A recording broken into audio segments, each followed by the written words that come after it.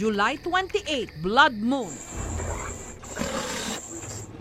Nung di umano, may nangyaring kakatwa sa barangay Kauswagan sa Cagayan de Oro. Alas 9 ng gabi nung may narinig si Joel sa kanyang manukan. Gabi na yun nung may narinig po ako umuungol. That time is naguhugas po ako. Nung narinig ko po yun, is talagang kinabahan ko talaga ako. Pagsilip niya raw sa labas, wala naman siyang nakita. Pero bandang 1:00 ng madaling araw, nagising siya sa walang tigil na mga tahol.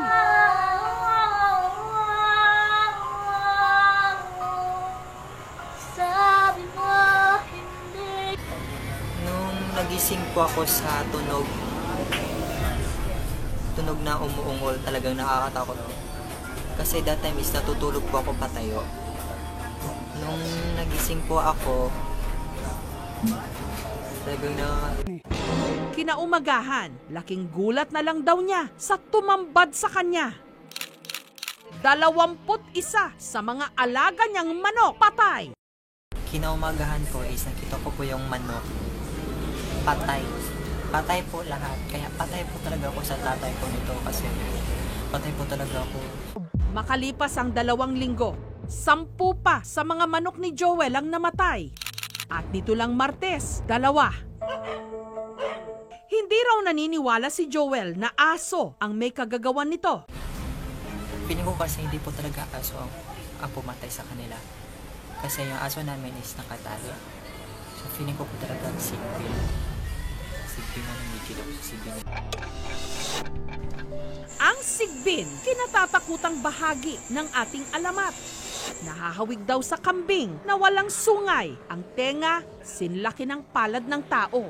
Ang ulo, nakayuko sa gitna ng mga paa. Ang mahaba nitong buntot, ang ipinang-aatake raw nito, pabaliktad kung ito'y maglakad. At may kakayahang maging invisible. Di umano, ang sigbin, sumisip-sip ng dugo.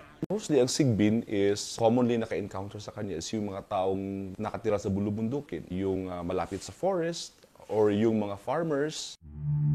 Nakatira raw ang mga ito sa mga banga na napapalabas lang daw ng mga kung tawagin, sigbinan. Ang mga sigbinan, karaniwan daw mayayamang pamilya na naniniwalang swerte sa kanila ang mga sigbin.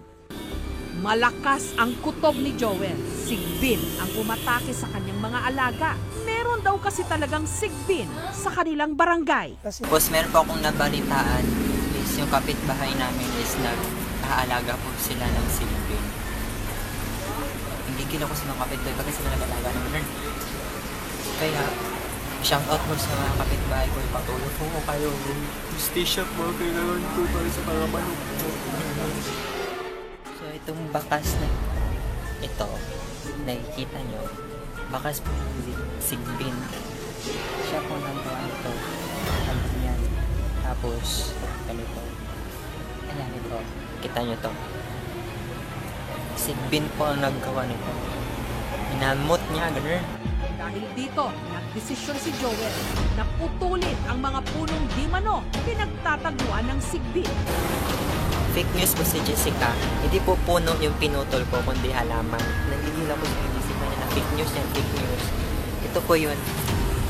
Yan pong pinutol ko, hindi po puno.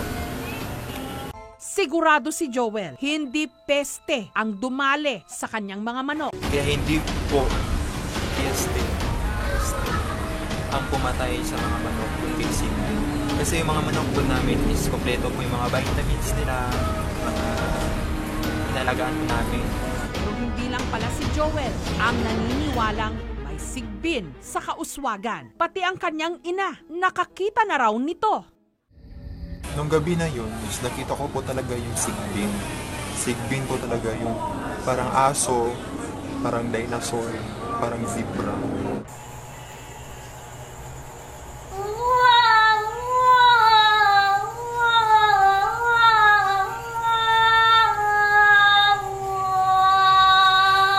Mga iba't ibang anyo. Yes. is nakakakilabot po.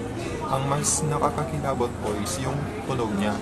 Talagang mapapatakbo ka na lang sa tapo. Isinama ng aming team ang paranormal investigator na si Ed Kaluwag. Magandang gabi po sa inyong lahat. So, nandito po tayo ngayon sa labas na kung saan hanapin natin yung nasasabing sigbin. So napakatahimik po, no? So, sa batang dito, may nakita po tayong truck. So, may nakasulat. Not for hire. So, napakatahimik po. Baka natutulog na po yung mga sigbin. May pulis. So yun na nga guys, so shoutout muna tayo kay Liza Sato. Thank you po sa panonood.